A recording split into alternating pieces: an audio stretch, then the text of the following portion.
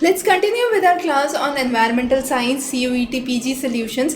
Now here the question talks about which of the following statements are correct. So hardness and alkalinity both are measured in milligrams per liter. That is a correct statement. Eutrophication is the presence or the enrichment of nitrogen and phosphorus. So it's not carbon and sulfur. So that's incorrect. Alkalinity is the neutralizing capacity of the acids and not the bases. So again this is incorrect.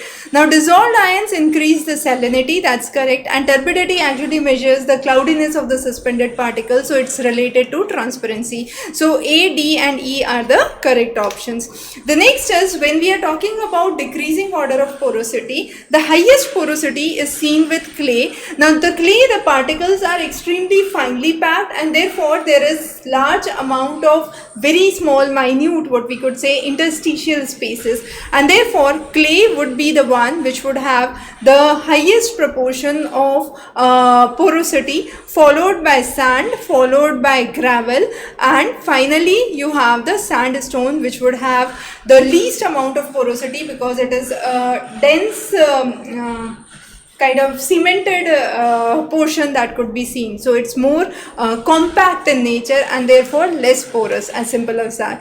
The next one that we would talk about are examples of igneous rocks. So among these, batholiths are of course the igneous rocks because they are of volcanic origin formed below the soil. Stock is again an igneous rock and zeolite are again igneous rock. Gneiss is a metamorphic rock which is formed by the metamorphosis of granite. Now batholith are intrusive, that is within the earth's surface, they are not outside when there is a volcanic activity, and they are large masses of plutonic rocks which are found within the earth's surface, right? So that's important. However, when we talk about the argillaceous, that is a clay rich sedimentary soil, sedimentary rock structure, so C and D are incorrect and A, B and E are the correct options for igneous rocks. The next one is which of the following gases are found in increasing order of abundance in the atmosphere, right? So increasing order of abundance, that means which of these would be the highly abundant one. Now all of these are the ones which are found in very rare proportion, right? So least to highest, so least would be krypton.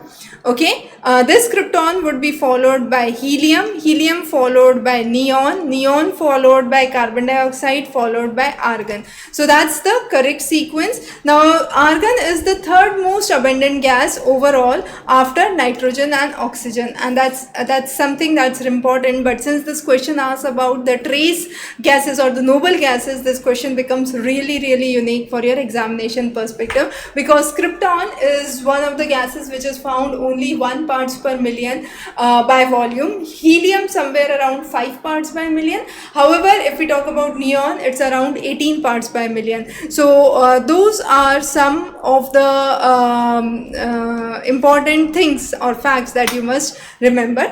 The last question that we would discuss here is actually nothing but the definition of specific humidity. So it's the ratio of the mass of water vapor actually present to the unit mass, including the water vapor, and that is the basic idea where we focus on what is the specific humidity. Now again, because it is the ratio of the masses, it remains unchanged when the air is heated or it is cooled or it is compressed without adding or removing the moisture, making it a kind of conservative tracer, we could say, for the moisture. And again, since it's a ratio of masses, it is a unitless aspect which we could consider. However, it's important that you must not confuse a specific humidity with relative humidity, mixing ratio, and related terms, absolute humidity, right? So we have covered all these extensively in our lectures on climatology, so refer those carefully. In case you have any questions or queries, you can post those in the comment below, and also